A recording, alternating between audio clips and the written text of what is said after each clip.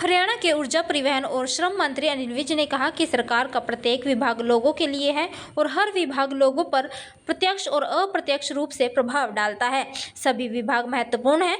उन्होंने कहा कि जो भी बेहतर होगा उसे किया जाएगा। उन्होंने कहा कि जल्द ही ऊर्जा, परिवहन और श्रम विभागों की बैठक आयोजित की जाएगी। आपको बता दें कि विज नई दिल्ली में मीडिया कर्मियों द्वारा ऊर्जा, परिवहन और श्रम विभागों की कार्य प्रणाली के संबंध में पूछे गए सवाल का जवाब दे रहे थे।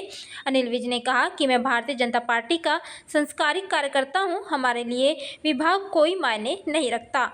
हमें तो काम करना सिखाया जाता है और मैंने तो कहा था और बुलंद आवाज में कहा था कि मेरी सरकार बन गई है, मुझे चाहे चौकीदार बना दो। मैं वो कार्य भी अपनी पूरी निष्ठा के साथ करूंगा क्योंकि हमें यही सिखाया जाता है। देखिए, ये मेरा धर्म भी है टीवी टीम की और मेरा कर्म भी है। पार्टी ने मुझे जिन विभागों का दायित्व सौंपा है, मेरा फर्ज बनता है कि मैं उनको ठीक करूं और ठीक करने के लिए पहले उनको जानना जरूरी होता है। इसलिए कल मैंने खुद बस में ट्रैवल किया। मैंने पैसेंजर से भी बात की है। मैंने बस अड्डों की देखरेख को भी देखा है। मैंने कर्मचारियों से भी बात की जो बस चला रहे थे, या अन्य कर्मचारी बस स्टैंड पर बैठे हुए थे।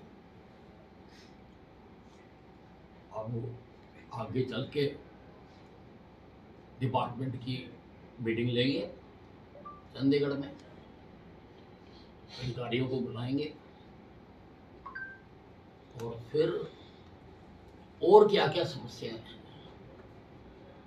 उनमें से जानने की कोशिश करेंगे और फिर उनको हल करेंगे। पहले जो विभाग रहे हैं सर और अब के जो विभाग हैं इनमें क्या डिफरेंस देखते हैं? आप इतने सीनियर वरिष्ठ विधायक हैं, आपको पूरी सरकार चलानी आती देखते हैं, आपके विभाग कैसे हैं सर? और पुराने भी एक्सपीरियंस है ऐसा है, मैं तो बीजेपी का संस्कारित कार्यकर्ता हूँ। हमारे लिए विभाग कोई मायने नहीं, हमें तो काम करना सिखाया जाता और मैंने तो कहा था, बुलंद आवाज में कहा था कि मेरी सरकार बन गई, मुझे चाहे चौकीदार बना दो, मैं वो काम भी अपनी पूरी निष्ठा से करूंगा। हमें यही सिखाया था। सर, ट्रांसपोर्ट में क्या कुछ कमियां देखी? तो भी कई बस स्टैंड पे भी आप गए, क्या हम आगे दुरुस्त पा सकते हैं? करेंगे उनको। मैंने आपको बताया ना कि पहले चीजों को समझना जरूरी होता है। अभी और भी जाएंगे और लोगों से भी बात करेंगे, फिर विभाग को भी देखेंगे। लेकिन विज साहब का स्टाइल तो नजर आने लगा है, इसकी भी चर्चा चल रही है। रात को 12 बजे बिल आता है, 12:02 का बिल भर देते हैं और दूसरे दिन ही अम्बाला से लेकर दिल्ली तक का सफर कर लेते हैं। तो विज साहब इज बैक। नहीं, देखिए, अब देखिए, मुझे रात 12:05 लोग तो पूछ रहे होंगे, मैंने तो किसी से पूछा नहीं, क्योंकि मैंने तो कहा था मुझे चीफ मिनिस्टर विदाउट पोर्टफोलियो बना दो, मैं राजी हूँ। मेरी सरकार है, सारा काम करना हमने, तो मुझे कोई वो नहीं था कि ये जानकारी भी नहीं थी कि आज पोर्टफोलियो आएंगे। पर रात को अपनी जो मेरी आदत है उसके अनुसार जब मैं सोने लगता हूँ तो मैं लास्ट समाचार देख लेता हूँ क्या हो।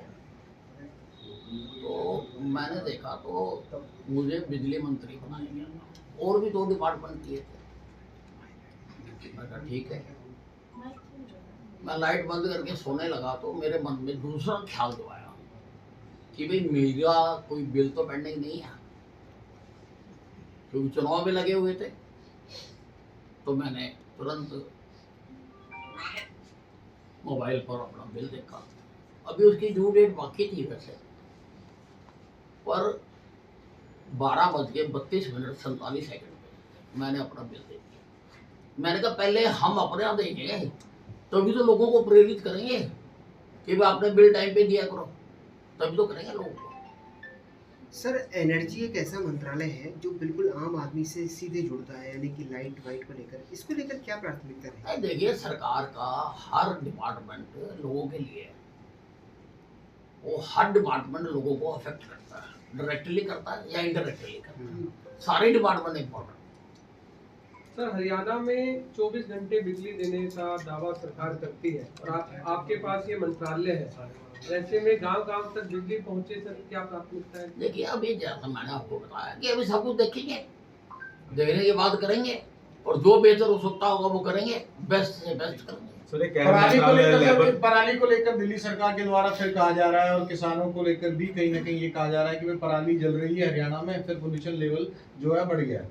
देखिए, ये मामला माननीय सर्वोच्च न्यायालय के विचाराधीन है और सर्वोच्च न्यायालय उसके लिए सरकारों को आदेश भी जारी करता है, अधिकारियों को पेश होकर अपनी बात कहने और सुनने के लिए भी कह रहा है और हम तो जो माननीय सर्वोच्च न्यायालय के आदेश हैं उसके मुताबिक ही कर रहे हैं। लोग तो दिल्ली सरकार की ओर से लगाया जा रहा है आप पर, आपकी सरकार पर, कि वहां से पराली जलता है और इसका नतीजा है कि एनसीआर में पॉल्यूशन की स्थिति है। ऐसा है, अगर आप इनके पुराने बयान देखो तो पुरानों में पंजाब का ज्यादा कहते थे, अब पंजाब में क्योंकि अपनी सरकार आ गई तो अब खाली हरियाणा का कहते हैं। ये एक कल्चर है आम आदमी पार्टी का कि खुद को ठीक ना करके दूसरों पर दोषारोपण करके राज करना। आप मुझे बताएं, आपने जमुना को साफ करने का लोगों से वादा किया, हम करवा देंगे। कितनी साफ हुई यमुना? आज उसका आरोप भी हरियाणा में लगाते हैं कि पानी हमारे से आता है, हम कहते हैं हिमाचल से आता है। ये तो कोई ठीक बात नहीं है। कोई भी इंडिपेंडेंट एजेंसी देश की जो पानी यमुना में आता है उसका बीओडी चेक करा कि जब तक वो हरियाणा में रहता उसका कितना, मात्र 2 या 3 है, और जब वो दिल्ली में प्रवेश कर जाता है और ओखला तक, तब उसका बीओडी कितना है। तो वो बीओडी तो सारा दिल्ली का है, उसको दिल्ली की सरकार ने ठीक कर रहा है और नहीं करते। जब जहाज बनती है क्या देते हैं, हरियाणा से आ रही है। सर, वो फ्री बिजली वाला जो वादा था कई पार्टियों ने किया था 300 यूनिट तक का, ऐसा कुछ है क्या सर हरियाणा में? देखिए, ये सारी बातें I am trying to understand कि क्या क्या कहा गया और क्या क्या किया जा सकता है और क्या क्या कर सकता है। सर, एक लेबर मंत्रालय भी आपके पास है, उसमें भी क्या कुछ अहम देखने को मिल सकता है? देखिए, लेबर मंत्रालय में बहुत कुछ करने की जरूरत है। लेबर डिपार्टमेंट बनाया जाता है मजदूरों की समस्याओं को देखने के लिए, उनको हल करने के लिए। परंतु जैसा मुझको लगता है कि ये मजदूरों का नहीं, इंडस्ट्रियों की परवाह ज्यादा करनी चाहिए उनकी, परंतु लेबर मंत्रालय को पहले लेबर की स्थिति, उनको मिनिमम वेज मिल रहे हैं नहीं मिल रहे हैं, टाइम पे मिल रहे हैं नहीं मिल रहे हैं, कितने घंटे काम लेना चाहिए कितना घंटा ले रहे हैं, वहाँ पर मानवीय सुविधाएं जो होनी चाहिए वो है या नहीं है। लेबर मंत्रालय को ये देखना चाहिए। तो इसकी भी अभी बैठक लेंगे और जैसा मैंने आपको बताया अभी क्या क्या ये कर रहे हैं और क्या करना चाहिए मेरे दृष्टिकोण से, और वो कराएंगे। सर, एक सवाल जनता से जुड़ा हुआ है। आपके जो जन दरबार थे जिनमें तमाम समस्याओं के लिए लाइन लगती थी, क्या विज साहब का जो जनता दरबार है वो लगेगा, और लगेगा तो क्या उसकी टाइमिंग होगी थर्सडे से? नहीं, उसकी तो अब जो हमारे नए मुख्यमंत्री हैं उन्होंने उसकी आवश्यकता खत्म कर दी।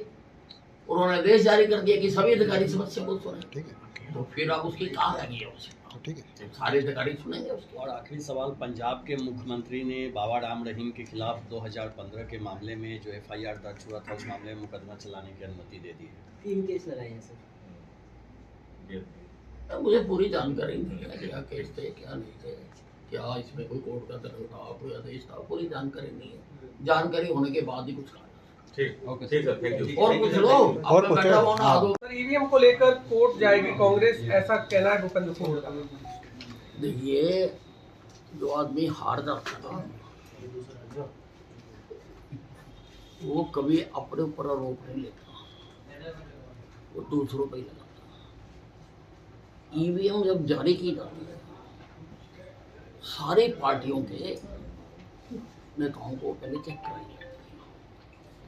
पोलिंग स्टेशन पर भी सारे रिप्रेजेंटेटिव को चेक कराई जाती है। इसका मतलब इनके जो रिप्रेजेंटेटिव थे वो बुद्धू थे, उनको पता नहीं था कुछ। और दूसरी बात ये है, कोर्टें सबके लिए खुली हुई है, कहीं जाओ, चाहे कोर्ट में जाओ, चाहे इंटरनेशनल कोर्ट में जाओ। इलेक्शन हो गया, चुनाव आयोग ने जवाब दे दिया कि भी तुम्हें सबको दिखाई थी पहले। तो कई बार ये हो चुका है, परंतु ये जब हारते हैं तभी ईवीएम खराब होती है। जब जीतते हैं, जब हिमाचल में जीते तब इन्होंने ईवीएम की शिकायत क्यों नहीं करी कि भी हमारे तो निकम्मे आदमी जीत गए। कर्नाटका में जीता तब क्यों नहीं करी? और हरियाणा में भी जिन सीटों से जीते हैं वहां की भी करे ना कंप्लेंट। ये बाकी जगह कह रहे हैं कि दोबारा इलेक्शन करवाओ, तो अपने 37 से भी डिजाइन करवाओ, अपने तो पहले दोबारा लड़ो, तो पता लग जाए तुम्हें। अच्छा सर, विपक्ष का नेता अभी तक नहीं चुना गया कांग्रेस का, क्या लगता है सर? अब उनका देखिए नरल मामला है। देखिए कांग्रेस कोई एक पार्टी तो है नहीं, ये तो भिन्न भिन्न गुटों का समूह है। तो ये ऐसा तो है नहीं कि भाई हमारी पार्टी में कि भी सारे इकट्ठे बैठ के और अपना कोई फैसला कर रहे हैं। एक तो 4 आते हैं, 10 जाते हैं, 5 आते हैं, 6 जाते हैं, तो करे जो मर्जी करे, हमें कुछ। तो विधानसभा सत्र भी है सर? हाँ हाँ, वो सत्र है, अच्छी बात है।